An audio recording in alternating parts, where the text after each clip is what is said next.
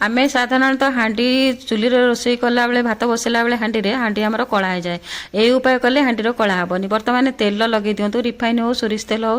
नड़िया तेल हो एमती भल भाव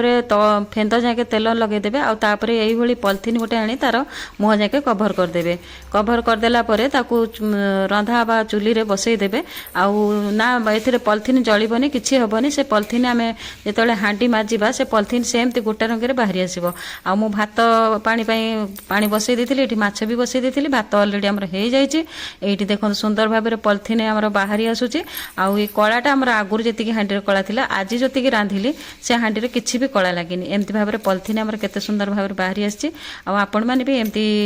चेष्टा करेंगे कि करेंगे कि आपण मैंने कौ उपाय कौन करें हाँडी कला लगुनि आपण भी कमेंट कर जनइले आम हुए तो सेमती करूँ आईटा मु आज